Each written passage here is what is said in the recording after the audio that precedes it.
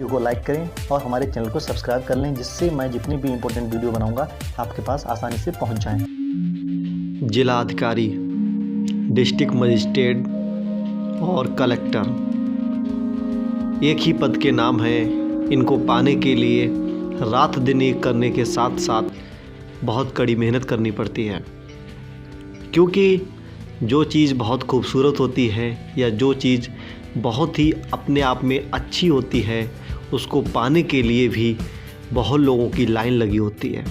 उसी लाइन में आप भी शामिल होते हो। आपको भी उसी लाइन में आगे जाना है और उस पद को पाना है। आईएएस एक सर्विस होती है और डिस्ट्रिक्ट कलेक्टर या डिस्ट्रिक्ट मजिस्ट्रेट एक पद होता है। जब आपको वो पद दिया जाता है तब आप उस ज़िले में 24 घंटे ज़िले की प्रशासन व्यवस्था को आप हैंडल करेंगे और जितने भी उसमें प्रशासनिक काम हैं उन पर 24 घंटे आप निगरानी रखेंगे। उसी में आपको सोना है, उसी में आपको खाना है, लेकिन ड्यूटी आपकी 24 घंटे की ही होगी। इसीलिए सरकार के द्वारा एक आपको आवास दिया जाता है जो उसी ज़िले के मुख्यालय के पास में ही होता है। हाँ दोस्तों, चलिए फिर जानते हैं कि एक जिलाधिकारी की कौन कौन सी जिम्मेदारियाँ होती हैं जब वह अपने पद का दायित्व निभा रहा होता है। दोस्तों, जिम्मेदारियाँ और उसके काम, इन दोनों को हम बहुत अच्छे तरीके से समझेंगे और मैं इनको दो फैक्टर में डिवाइड कर रहा हूँ। एक हमारा फैक्टर रहेगा ऑफिस वर्क, दूसरा रहेगा फील्ड वर्क। तो अगर आपको हिंदी में समझना है तो बता दूं कि जैसे वो अपने कार्यालय में अगर काम करेगा तो कौन कौन से काम होंगे उसके, और अगर वो किसी क्षेत्र में अपने ज़िले के अंदर जांच करने जाता है तो फिर उसके कौन कौन से काम होंगे। तो चलिए सबसे पहले बताता हूँ कि उसके ऑफिस में क्या काम होता है। दोस्तों, आपने बहुत जगह सुना ही होगा और आप जानते भी होंगे कि एक जिलाधिकारी या डिस्ट्रिक्ट मजिस्ट्रेट या कलेक्टर अपने ज़िले का प्रशासनिक प्रमुख होता है। आखिर इस शब्द का सही मतलब क्या होता है? इस शब्द का सही मतलब है कि उस ज़िले की जो प्रशासन व्यवस्था है, एडमिनिस्ट्रेशन सिस्टम है, उसका हेड होता है डिस्ट्रिक्ट मजिस्ट्रेट या डिस्ट्रिक्ट कलेक्टर। उसके ऊपर जिम्मेदारी होती है कि ज़िले में किसी भी प्रकार की व्यवस्था बिगड़े नहीं, वो चाहे पुलिस व्यवस्था हो या स्वास्थ्य व्यवस्था हो या किसी भी प्रकार की कोई भी प्रशासनिक व्यवस्था हो जिसमें आम लोगों के लिए न्याय मिलता हो, आम लोगों के लिए कोई सुविधाएं मिलती हों, आम लोगों के लिए उनके अधिकार मिलते हों। तो ऐसी चीज़ों को मेंटेन करना अपने ज़िले में एक डिस्ट्रिक्ट कलेक्टर का दायित्व होता है। अब बात करते हैं कि डीएम या कलेक्टर सुबह कितने बजे ऑफिस में पहुंचते हैं। तो सुबह जो उनके ऑफिस में पहुंचने का टाइम है वो सुबह 10 बजे से शाम के 5 बजे तक है। अगर उनके लिए कोई विशेष काम नहीं पड़ता है तब, अगर काम है तो वो ऑफिस में नहीं होंगे।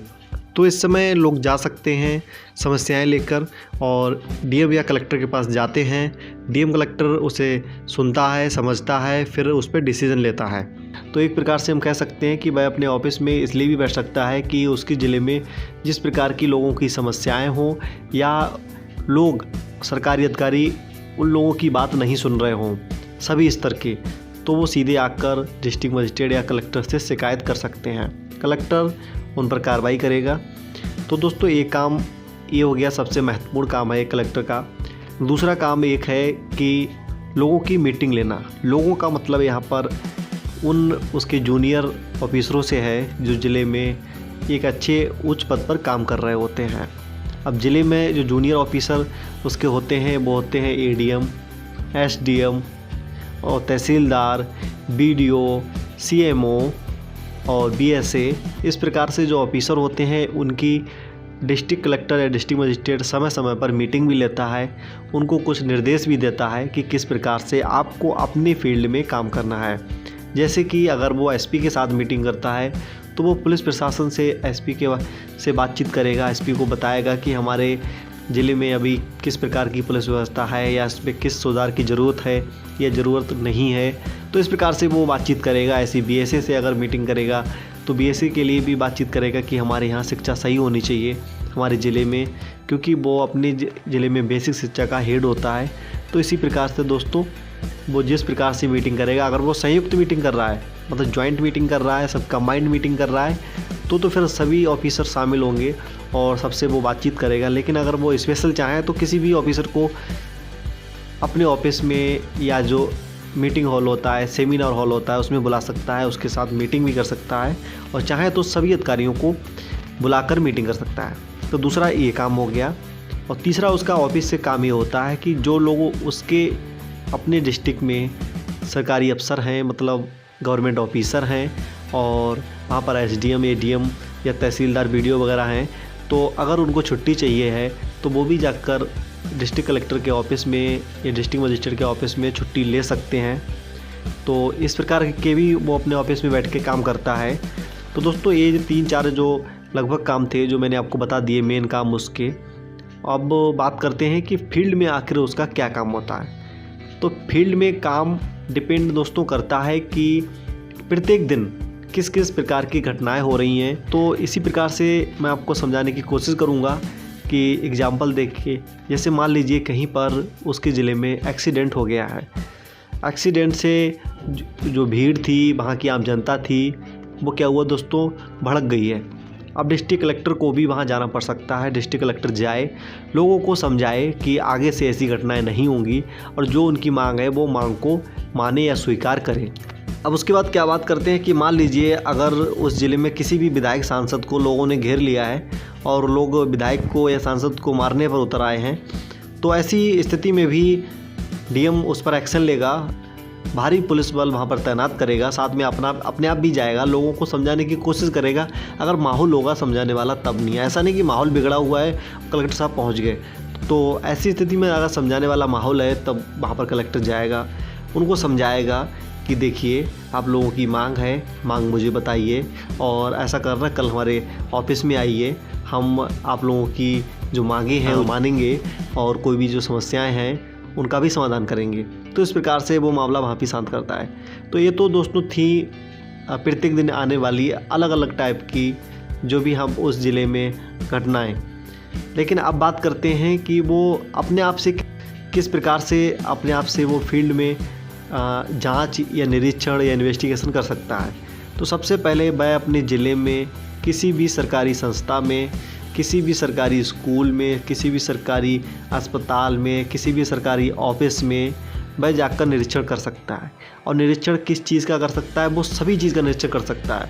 वहाँ पर साफ़ सफाई, वहाँ पर जितने भी सरकारी अधिकारी नियुक्त हैं वो टाइम से आते हैं या नहीं आते हैं, और नहीं आते हैं तो उनके खिलाफ़ एक्शन भी लेगा। और अगर माहौल ऐसा सस्पेंड करने वाला बन गया तो दोस्तों वो सस्पेंड भी कर देता है। तो ये होती है एक कलेक्टर की पावर, जो अगर वो सही के लिए इस्तेमाल करे तो एक ज़िले की जो स्थिति होती है या जो ज़िले के जो हालात होते हैं वो दोस्तों बहुत ही अच्छे वो अगर अपनी पर आ जाए तो कर सकता है। लेकिन दोस्तों आजकल ऑफिसरों के अंदर बहुत सुस्ती छाई हुई है। एक तो मजबूरी में सुस्ती दोस्तों छाई होती है कि पॉलिटिकल प्रेशर होता है, दूसरा होता है ये लोग खुद जानबूझकर नहीं करते हैं, आलस आ जाता है इनके अंदर, क्योंकि कुछ चीज़ें ऐसी होती हैं जिन पर पॉलिटिकल प्रेशर कोई नहीं होता है। एक ज़िले में साफ़ सफाई हो या नहीं हो, इस पर कोई भी विधायक सांसद मना नहीं करता है, इन्हें ना ही कोई इनके लिए मिनिस्टर मना करता है, लेकिन फिर भी ये उसी गली से निकल जाते हैं जिस गली में गंदगी होती है और कुछ नहीं बोलते हैं। और हाँ, कुछ हमारे आईएएस ऑफिसर ऐसे भी हैं जो पूरी लगन के साथ, पूरी ईमानदारी के साथ दोस्तों काम करते हैं और उनके द्वारा जो जो हो सकता है वो काम करते हैं। तो इस प्रकार से ये डिपेंड करता है अलग अलग ऑफिसरों पर। जो मैंने आपको बताया था वो दोस्तों लॉ मतलब कानून, ऑर्डर मतलब आदेश, तो जो इनके हिसाब से काम करेगा तो वो उतने सारे काम करेगा, इनमें लापरवाही भी दिखा सकता है। तो लेकिन जो सही पोजीशन थी, एक सही कलेक्टर के जो काम थे वो मैंने आपको बताने की पूरी कोशिश की है। फिर भी आपके मन में अगर कोई डाउट है तो आप कमेंट बॉक्स में कमेंट करके कोई भी क्वेश्चन पूछ सकते हैं, उसका आंसर देने की मैं जल्द से जल्द कोशिश करूँगा। और साथ ही में दोस्तों अगर आपको वीडियो थोड़ा सा भी पसंद आया हो तो वीडियो को लाइक करें